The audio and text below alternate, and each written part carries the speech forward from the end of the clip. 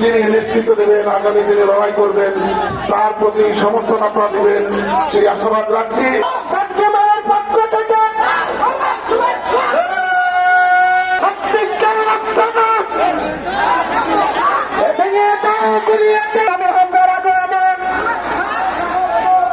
সম্মানিত ব্যক্তিকে আমরা আপনার ক্লিয়ার করে হুজুরকে আসার জন্য আল্লাহ তাআলার শুকরিয়া যে আল্লাহ তাআলা পুনরায় হাফেজ কামাল মুফতি আবির হামজাকে আবার আপনাদের মাঝে নিয়ে এসেছেন কুরআন এবং হাদিসের আলোচনা করার জন্য।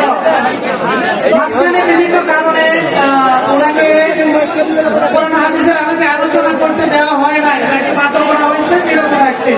কিন্তু আল্লাহ তাআলা যাকে কবুল করতে চায়, আল্লাহ তাআলা যাকে কবুল করতে চায়, দুনিয়ার কোন শক্তি তাকে বেঁধে রাখতে পারে না।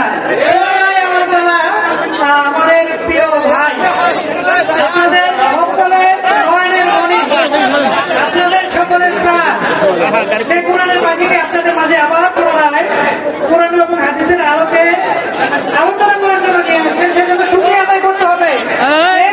এই যে নিয়ামত, তিনি আমাদের মাঝে ফিরে আসছে, এটা আমাদের জন্য নিয়ামত।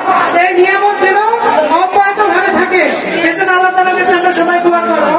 আর একই সাথে যেহেতু আমাদের বৈরী পরিবেশ সৃষ্টি হয়েছে মাঠ ভিজা, সেহেতু আপনারা যারা আছেন তারা সুশৃঙ্খল ভাবে থাকবেন, যাতে করে কোনো আইন শৃঙ্খলা পরিস্থিতির কোনো অবনতি না হয়। উপজেলা প্রশাসন এবং আমাদের এই বড়াইগ্রামবাসী সবার পক্ষ থেকে আমাদের আপনাদের প্রতি অনুরোধ থাকবে যে আপনাদের আইন শৃঙ্খলা পরিস্থিতি অবনতির দিকে একটু খেয়াল রাখবেন, এটা যেন না হয়।